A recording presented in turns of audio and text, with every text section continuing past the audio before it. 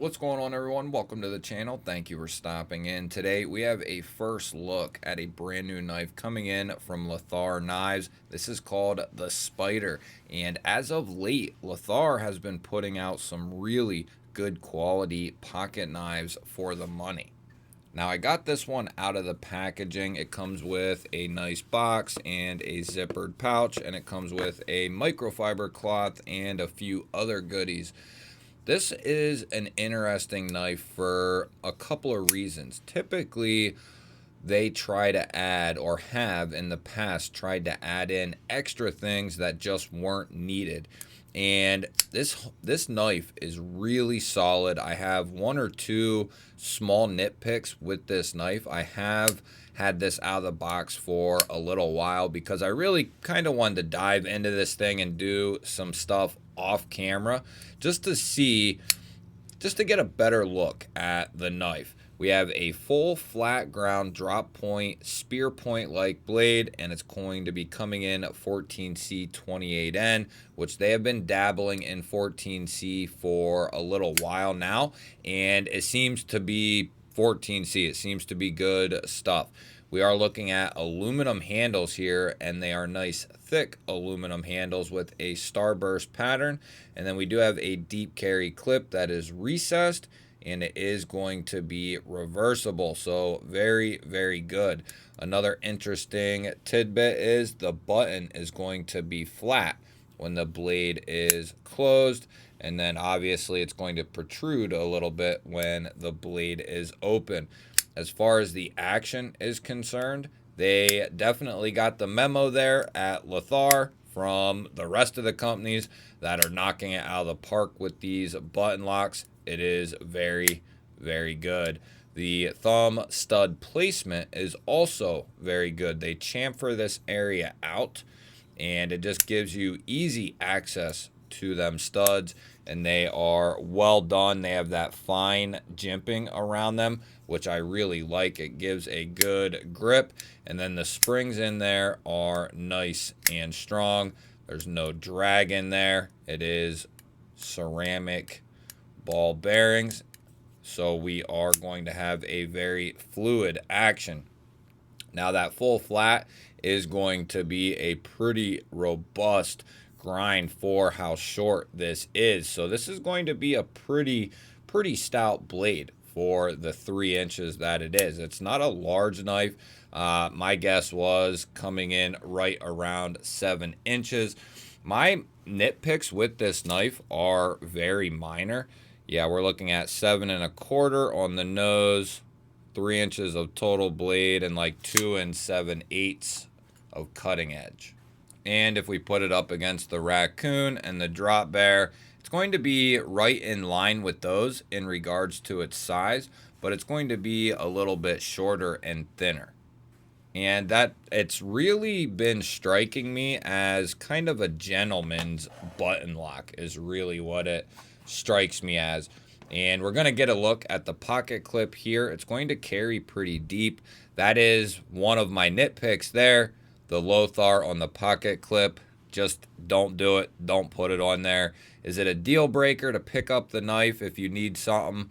That if you want something that's decent quality and not going to break the bank, no, I would not let that, break this knife for me whatsoever. But critiquing this on a very high standard, don't put that on there, but it's not a deal breaker, especially to get 14C and aluminum along with a reversible clip, good button lock action, under 40 bucks.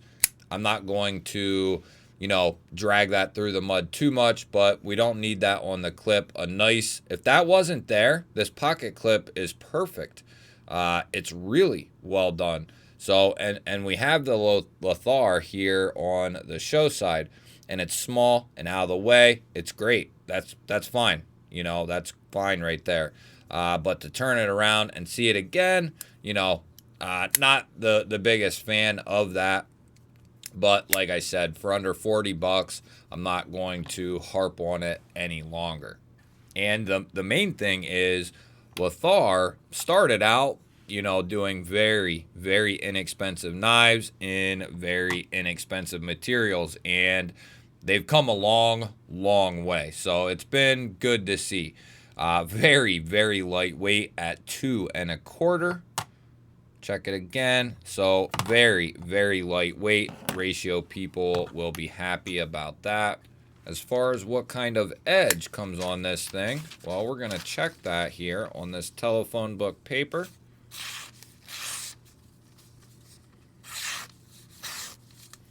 And the good thing about a company like this is it seems like they're really hungry to put out better knives instead of just sticking with, you know, I see it all the time. These companies, they just put out the same designs and it's the same thing over and over again. With Lothar, they have been putting out new designs, and they've gotten incrementally better, better and better over the last year or so. They've gotten really good compared to some of the first designs I checked out from them. I no longer have them, but man, I wish I did to compare and contrast and show you guys the differences. But they really have stepped up the quality. It's almost kind of like, I feel like I'm saying it again with a different company, but it's like they're a new company that's kind of been reinvigorated. The last thing we need to check here is going to be the lockup and make sure that that lockup is nice and sound. And I think I'm going to place my bet now. I'm going to say that it is going to be just fine. We do have a coated blade. Now the plunge lock is not coated, at least the part that goes into the tang of the knife. I don't know if we'll be able to pick it up. You see it there? It is just a stainless button there, and that's what we want to see. We don't want to see coating on that, and I would also prefer it. You know, it might not be the most aesthetically pleasing thing, but if the tang where it meets up with that, which you're not going to see it barely, and it'll probably rub off eventually for the most part, but where that lock face hits that and locks up, I'd like it if it was pre-sanded off already from the factory. That way you have a raw finish on a raw finish, and it should give you a good positive lockup. So I would like to see that as well. That was my second small nitpick, and it's small because there aren't many companies doing that as of yet. So we will get out the spine whacker for this one, and we do have pretty good tolerances there, and it is nicely centered up. The other small nitpick I have is I wish they would have done a filler tab out of aluminum or something. Just run it black and be done with it. And on some of the edges, and I mean, I'm getting very, you know, nitpicky, okay, at this point. Some of the edges, like right here, could have been knocked down a little bit better. Sorry, I'm busy looking at the knife. Right here. And that could have been knocked down just a smidge more. But, you know, like I said, getting extremely, extremely nitpicky on those couple of things. But as a cutting tool, I think this is going to be a good option if you like button locks. It's a nice, clean, simple, lightweight design. It's got a decent amount of length to it, so it'll be comfortable. I wear an XL glove, so you'll be, you know, if you have medium, large, XL sized hands, this will be a good fit for most people, and you don't have anything interfering here in this 50-50 area, so you can choke up and cheat up behind that edge because of that nice flat area. So that is well done there. And then you also have this indentation if you want to kind of be back on that handle a little bit. So you have a couple of different options there for grip. And then as far as the sharpening choil goes, you know, it's not too bad at all. And then there's a look at that full flat, that beastly grind there. So let's see, or I guess we already did, didn't we?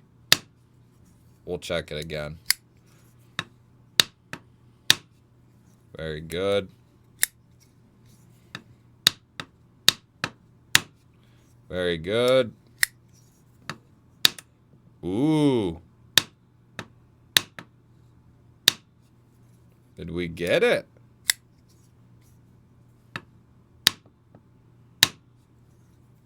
I'm pretty sure we got it, but could have been a, it could have been a fluky. I guarantee that coating, it has something to do with it if it is slipping. Almost guarantee it. Because the way that it's holding up until you hit it a certain way, I think that coating almost guarantee is making that slip off in some ways, because it's locked up good. I gave it some good ones and it didn't move at all. So that leads me to believe that that coating is going to be causing an issue with this knife. And I've seen it quite a bit, and it always goes down to the coating. It's not the lock face, it's not the geometry or anything like that. It always ends up being the coating. I think only one time out of all the ones that have failed that had coated liners or coated blades, coated lock faces, I think one time it wasn't the coating. And that's out of like 5 or 6. It's not like it's been a bunch of knives over the last year. But the couple that it has been, it's been due to coatings and the company's not sanding or grinding off the coating on the lock face or the tang of the knife. That is something to keep an eye on if that is something you're worried about. Is if you have one failing, see if something's coated. And if it's not coated, I've even had where debris, oil, dust, dirt had worked its way in there and was causing it, because of the way the oil and everything else was sitting in there. It was like a coating and causing it to slip off. So as much as oil is your friend, it can also be your enemy in the reverse. If it works its way into those areas, you don't want it to leak out of your bearings and off your detent ball. So that can cause issues, no question about it. You'll have to let me know, what do you think of the Lothar Spider here, and have you had any experience with this company?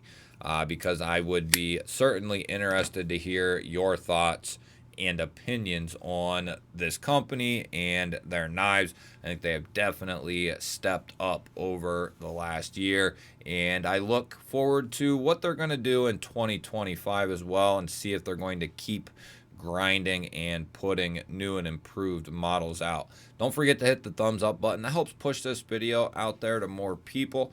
If you're new to my channel, I release daily knife and EDC content just like this. Make sure you're subscribed and you ring the bell. That'll notify you anytime I release new content.